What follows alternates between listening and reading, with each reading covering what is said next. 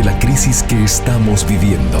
Huracanes, terremotos, incendios, pandemia. Necesitamos un mensaje a nuestro corazón. Ministerio al pequeño rebaño. Aquí estamos nuevamente sus amigos. Les habla el pastor Miguel Tirado y hoy vamos a dialogar acerca del capítulo 20. Estamos estudiando el libro El deseado de todas las gentes. Este capítulo se titula Si no veréis señales y milagros y está basado en el relato de Juan capítulo 4 versos 43 al 54. ¿Me acompaña? El pastor Orlando González. Y permítame elevar una palabra de oración. Eterno y amado Padre, desciende trayendo tu poder, trayendo para cada uno de nosotros la unción del Espíritu Santo. En el nombre de Jesús. Amén. Amén. Los galileos volvían de la Pascua y trajeron nuevas de las obras admirables de Jesús. El juicio expresado acerca de sus actos por los dignatarios de Jerusalén le preparó el terreno en Galilea. Entre el pueblo eran muchos los que lamentaban los abusos cometidos en el templo, la codicia y la arrogancia de los sacerdotes. Esperaban que este hombre, que había ahuyentado a los gobernantes, fuese el libertador que anhelaban. Ahora llegaban noticias que parecían confirmar sus expectativas más halagüeñas, y se decía que el profeta se había declarado el Mesías. Pero el pueblo de Nazaret no creía en él. Por esta razón, Jesús no visitó a Nazaret mientras iba a Caná. El Salvador declaró a sus discípulos que un profeta no recibía honra en su país. Los hombres estiman el carácter por lo que ellos mismos son capaces de apreciar. Los de miras estrechas y mundanales juzgaban a Cristo por su nacimiento humilde, su indumentaria sencilla y su trabajo diario. No podían apreciar la pureza de aquel espíritu que no tenía mancha de pecado. Las nuevas del regreso de Cristo a Caná no tardaron en cundir por toda Galilea, infundiendo esperanza a los dolientes y angustiados. En Capernaum, la noticia atrajo la atención de un noble judío que era oficial del rey. Un hijo del oficial se hallaba aquejado de una enfermedad que parecía incurable. Los médicos lo habían desahuciado, pero cuando el padre oyó hablar de Jesús, resolvió pedirle ayuda. El niño estaba muy grave y se temía que no viviese hasta el regreso del padre. Pero el noble creyó que debía presentar su caso personalmente, con la esperanza de que las súplicas de un padre despertaran la simpatía del gran médico. Al llegar a Caná, encontró que una muchedumbre rodeaba a Jesús. Con corazón ansioso se abrió paso hasta la presencia del Salvador. Su fe vaciló cuando vio tan solo a un hombre, vestido sencillamente, cubierto de polvo y cansado del viaje. Dudó de que esa persona pudiese hacer lo que había ido a pedirle. Sin embargo, logró entrevistarse con Jesús. Le explicó por qué venía y rogó al Salvador que le acompañase a su casa. Mas Jesús ya conocía su pesar. Antes de que el oficial saliese de su casa, el Salvador había visto su aflicción. Pero sabía también que el Padre, en su fuero íntimo, se había impuesto ciertas condiciones para creer en Jesús. A menos que se les concediese lo que iba a pedirle, no le recibiría como el Mesías. Mientras el oficial esperaba atormentado por la incertidumbre, Jesús dijo: si no viereis señales y milagros, no creeréis. A pesar de toda la evidencia de que Jesús era el Cristo, el solicitante había resuelto creer en él tan solo si le otorgaba lo que solicitaba. El Salvador puso esta incredulidad en contraste con la sencilla fe de los samaritanos que no habían pedido milagros ni señal. Su palabra, evidencia siempre presente de su divinidad, tenía un poder convincente que alcanzó sus corazones. Cristo se apenó de que su propio pueblo, al cual había sido confiado los oráculos sagrados, no oyese la voz de Dios que le hablaba por su Hijo. Sin embargo, el noble tenía cierto grado de fe, pues había venido a pedir lo que le parecía la más preciosa de todas las bendiciones. Jesús tenía un don mayor que otorgarle. Deseaba no solo sanar al niño, sino hacer participar al oficial y a su casa de las bendiciones de la salvación y encender una luz en Capernaum, que había de ser pronto el campo de sus labores. Pero el noble debía comprender su necesidad antes de llegar a desear la gracia de Cristo. Este cortesano representaba a muchos de su nación.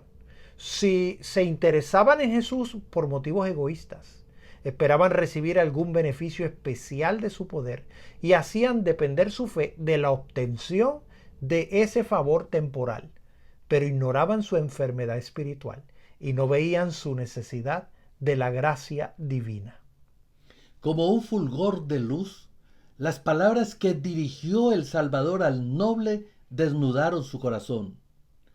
Vio que eran egoístas los motivos que le habían impulsado a buscar a Jesús. Vio el verdadero carácter de su fe vacilante. Con profunda angustia, comprendió que su duda podría costar la vida de su hijo. Sabía que se hallaba en presencia de un ser que podía leer los pensamientos, para quien todo era posible, y con verdadera agonía suplicó: Señor, desciende antes que mi hijo muera.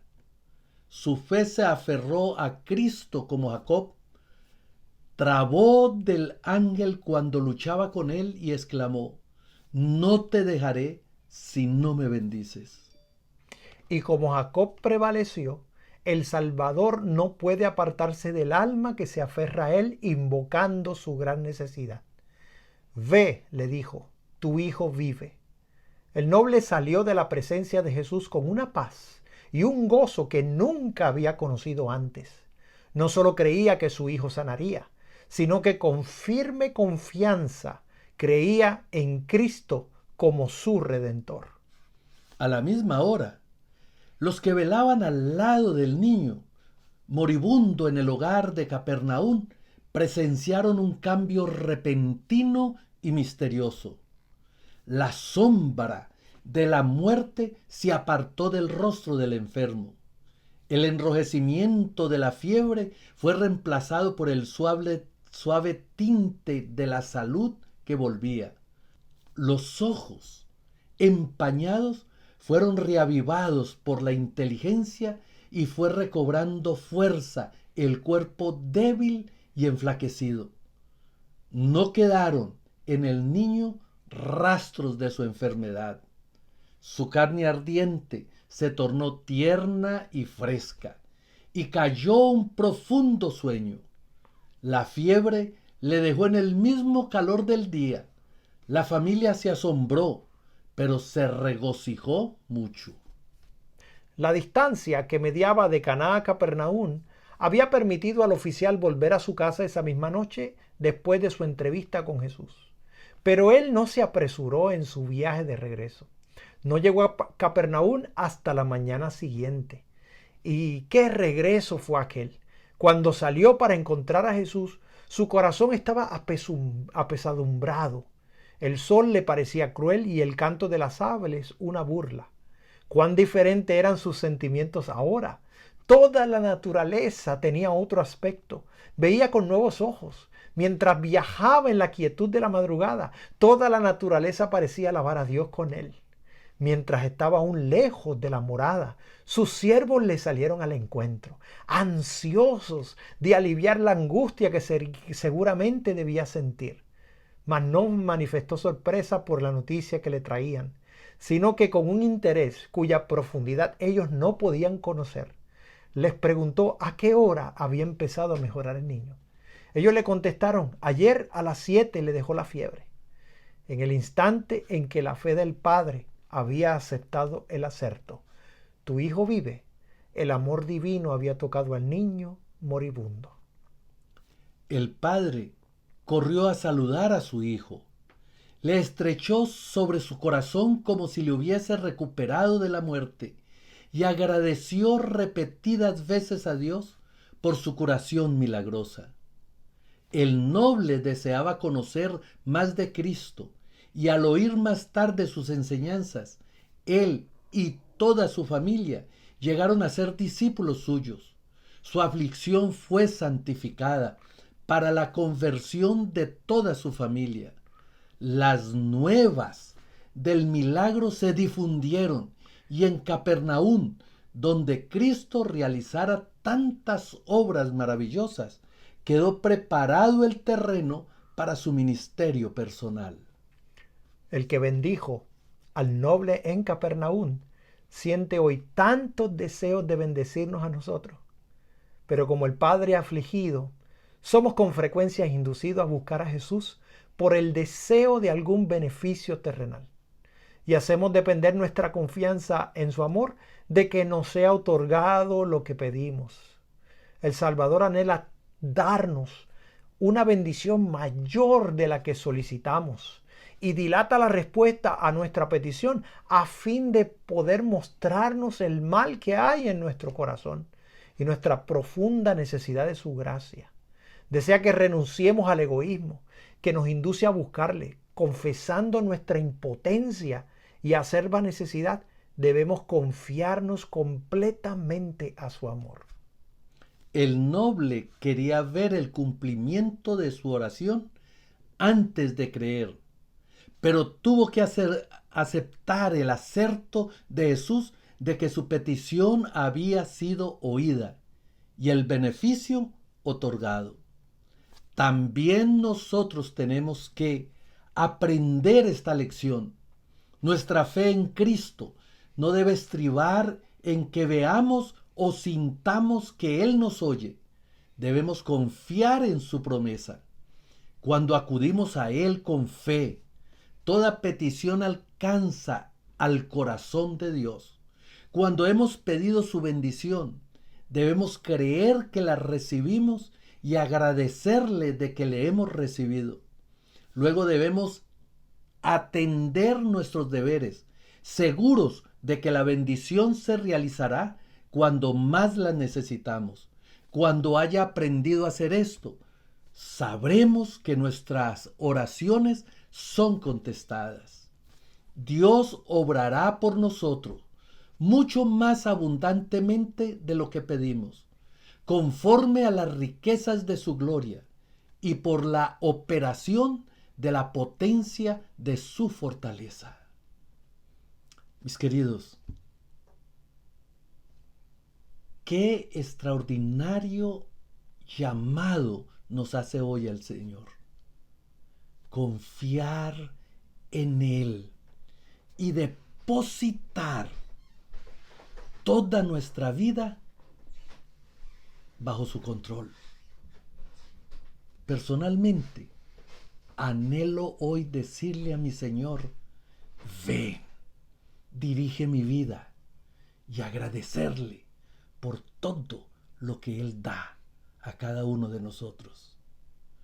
Te invito, querido amigo, a que confíes en ese poder maravilloso.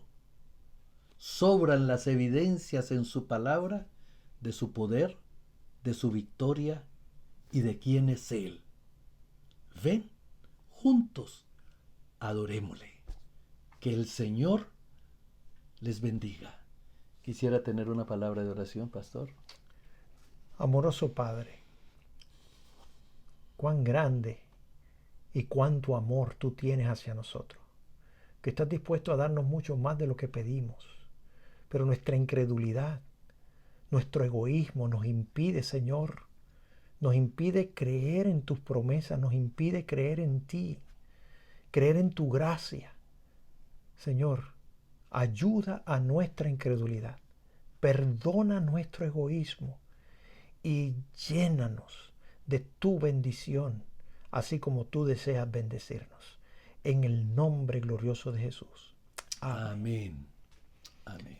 Esto ha sido un mensaje al pequeño rebaño. Comparte tu mensaje con tus amigos. Bendiciones. Bendiciones.